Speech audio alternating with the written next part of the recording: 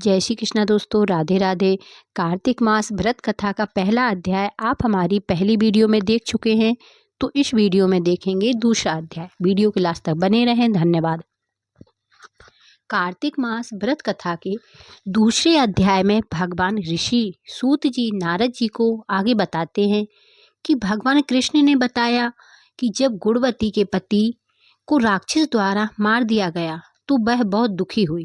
इस प्रकार विस्तार से पढ़ें कार्तिक व्रत कथा का दूसरा अध्याय।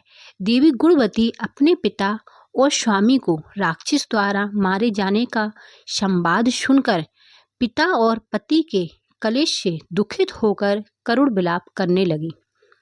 हाय नाथ, हाय पिता, हमको त्याग कर तुम कहाँ चले गए? मैं अकेली कन्या हूँ, आप लोगों के बिना असहायनीय हूँ।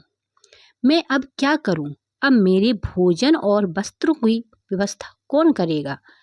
घर में स्नेहपूर्वक पालन पोषण कौन करेगा? मैं कुछ भी नहीं कर सकती। मुझ विधवा की रक्षा कौन करेगा? मैं मूर्ख कहाँ जाऊं? कौन मेरे दुख को दूर करेगा? कहाँ रहूं? क्या करूं? हाय देव, मुझ पर ऐसा कोप क्यों हुआ? अब कैसे जीऊं? मैं बड़ी ही पापिन हूँ। श्री कृष्ण चंद्र जी ने कहा कि इस तरह रोती हुई वह मृगी की तरह व्याकुल होकर अपने को भाग्यहीना, असुखी, आशाहीन, जीवनहीन कहती हुई बोली कि अब मैं किसकी शरण में जाऊं जो मेरे दुख को हरे। तत्पश्चात वायु से आहत केले के वृक्ष की तरह वह पृथ्वी पर गिर पड़ी। अधिक देर बाद होश में आई, फिर भी अत्यंत करुण विलाप कर बहुत विकल होकर शोक महासागर में डूब गई। अपने घर की सारी वस्तुएं बेचकर सावधानी के साथ उसने अपने पिता और पति की यथाशक्ति श्रद्धाधिक क्रिया की। उसके पश्चात उसी पुरी में निवास करती हुई वह विष्णु भगवान की भक्ति में तत्पर होकर शुद्ध तथा शांत स्वभाव से अपनी इंद्रियों को अपने वश में करके वहीं रहने लगी। उसने जन्म से लेकर मरण तक एकादशी का व्रत तथा कार्तिक मास का विधिवत सेवन किया। हे प्रिय, ये दोनों एकादशी और कार्तिक व्रत हमें बड़े ही प्रिय हैं।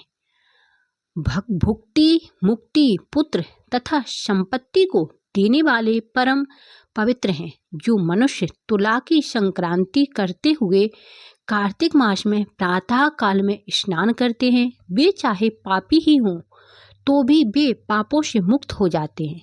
जो मनुष्य कार्तिक स्नान, जागरण, दीपदान तथा तुलसी के वृक्ष की रक्षा करते हैं, वे साक्षात विष्णु भगवान के तुल्य हैं।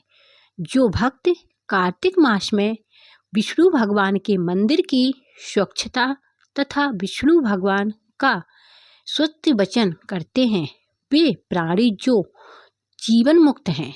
इस प्रकार जो जन कार्तिक मास में 3 दिन तक श्री विष्णु के मंदिर की स्वच्छता अथवा उनका पूजन करते हैं, देवतागण भी उनकी वंदना करते हैं। जिन्होंने जन्म भर इस नियम का पालन किया है, उनका तो कहना ही क्या है।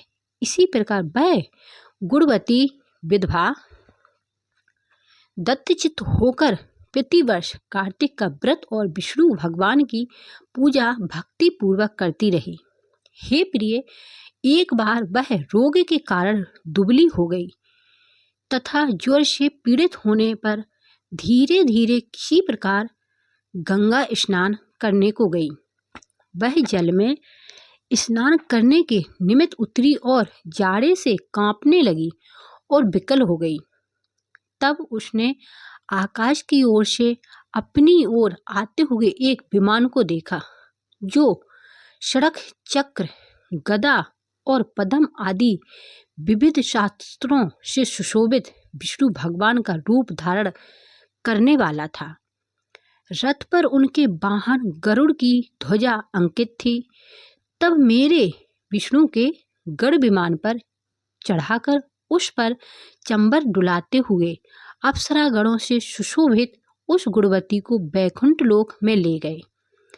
वह गुणवती प्रज्वलित होकर अग्नि की शिखा की तरह उस विमान में बैठी हुई एकमात्र कार्तिक व्रत के प्रभाव से मेरे समीप आई। इसके अनंतर जब ब्रह्मादिक देवताओं के प्रार्थना करने पर मैं इस मानव लोक में आया, तब मेरे गण भी मेरे साथ आए। हे भामिनी, ये समस्त यादव मेरे ही गण हैं।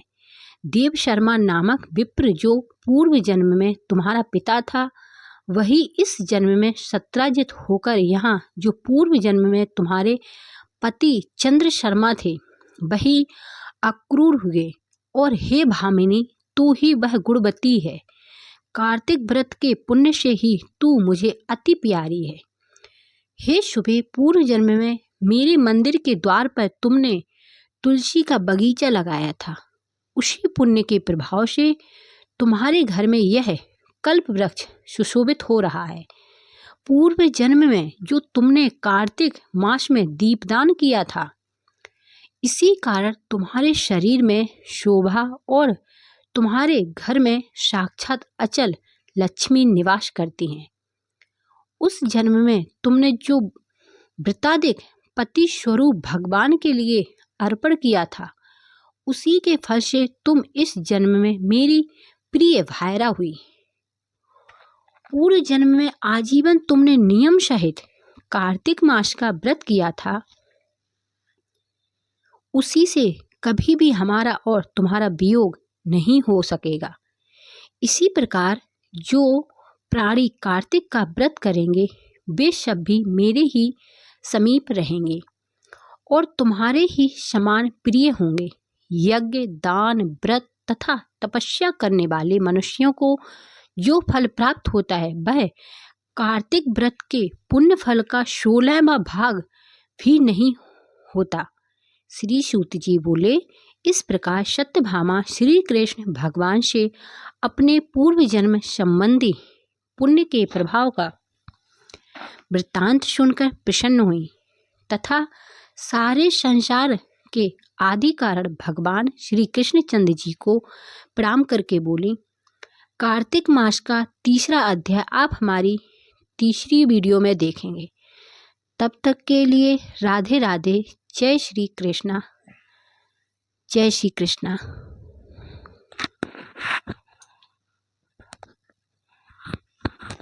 तीसरा अध्याय देखने के लिए लाइक, सब्सक्राइब, शेयर जरूर करें। धन्यवाद।